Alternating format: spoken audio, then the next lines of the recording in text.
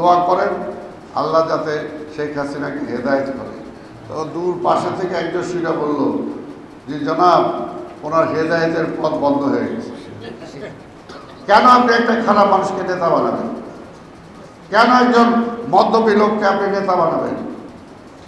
কেন যে সমাজে ভালো কাজ করতে পারবে না তাকে আপনি নেতা বানাবেন? যাকে দিয়ে কাজ হবে না তাকে কেন বানাবেন? এই যে শেখ হাসিনার পতন দেখেন, আমরা তো বলতেছিলাম, কত বলছি হুজুর একটু ভালো করে দোয়া করেন না কেন?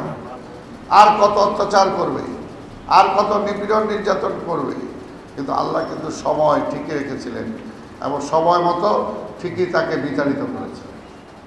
আল্লাহ না চাইলে কি বিতাড়িত হতো? কোনোভাবেই হতো না, যতই চেষ্টা করি না। এই কারণেই এবং তাকেও আল্লাহ সময় দিয়েছে যে তুমি বুঝো সময় আছে, চিন্তা করো।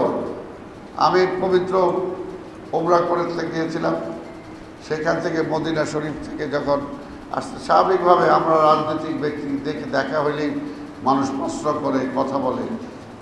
আমি বলতেছিলাম বিভিন্ন কথার মধ্যে, তখন আমি বলতেছিলাম আপনারা দোয়া করেন আল্লাহ যাতে শেখ হাসিনাকে হেদায়েত করে।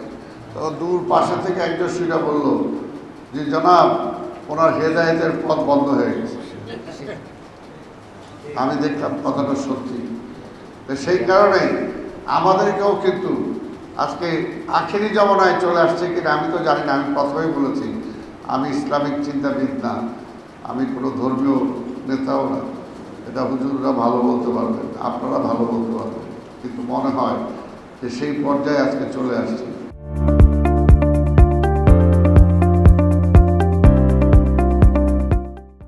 আওয়ামী লীগ আপনারা চিন্তা করে দেখেন, এটা কোনো না রাজনৈতিক মঞ্চ না, তবু বলতেছি রাষ্ট্রের দায়িত্ব কাকে দিবেন? আপনি সমাজের দায়িত্ব কাকে দিবেন? আপনি যদি সঠিক মানুষকে দায়িত্ব না দিতে পারেন সেটার জন্য কিন্তু আপনাকেও জবাব দিতে হবে।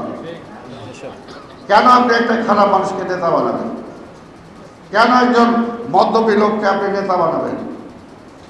কেন যে সমাজে ভালো কাজ করতে পারবে না তাকে আপনি নেতা বানাবেন? যাকে দিয়ে কাজ হবে না তাকে কেন বানাবেন? সেই কারণেই আজকে সেই সুযোগ, সেই সময়টা আসছে। আমি আপনাদের কাছে যাচ্ছি, কথা বলতেছি, আল্লাহ জানে আমাকে কতটুকু কবুল করবে আগামী নির্বাচন, আমি সেটা আল্লাহ জানি। কিন্তু আপনাদের কাছে দোয়া চাই, ভালোবাসা চাই। এবং একটা কথাই বলবো যে আসুন আমরা মোহাম্মদপুরটাকে পরিবর্তন করার চেষ্টা করি। এত মানুষ, এত মসজিদ, এত মাদ্রাসা, এত স্কুল, এত কলেজ সব একসাথে হয়ে যদি আমরা বলি এইখানে কোনো মাদক সেবী থাকবে না, এইখানে কোনো কিশোর গ্যাং থাকবে না, থাকতে পারে না। এই যে আজকে হুজুর যেটা পড়লেন এর মধ্যে দেখেন যে কয়জন, স্বাভাবিকভাবে আমি নিজে মসজিদ করেছি এলাকায়, আমার বাবা একটা মসজিদ করেছে, বাবা মারা যাওয়ার পরে আমার দায়িত্ব ছিল। তখন আমার সাথে একটা জিনিসকে বাস্তব, এটা তো সত্যি, দেখছেন যে কয়টা ছেলেকে, মদ্যপ ছেলেকে উনি ধর্মের পথে নিয়ে আসছে। আপনি যদি যে কোনো একটা যুবককে যে পথভ্রষ্ট হয়ে গেছে তাকে যদি খালি নিয়মিত আপনি 5 ওয়াক্ত মসজিদে আনতে পারেন, সে ভালো হওয়া ছাড়া কোনো বিকল্প নেই। ভালো হতেই হবে। 5 ওয়াক্ত মসজিদে আসতে হলে তাকে নাপাকি থাকা যাবে না, পাক পবিত্র হয়ে মসজিদে আসতে হবে।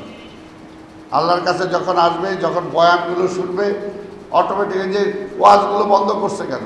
কারণ ওয়াজে যখন আপনারা বয়ান করেন, এই যে যেমনি জুম্মার নামাজে বয়ান করে, ঠিক তেমনি ওয়াজে বয়ান হতো যে ভাই পাপ করা যাবে না, পাপ করলে, মিথ্যা কথা বললে, অন্যায় করলে, অপরাধ করলে এই কবরে দিয়ে আসার সাথে সাথেই তোমার বিচার শুরু হয়ে যাবে।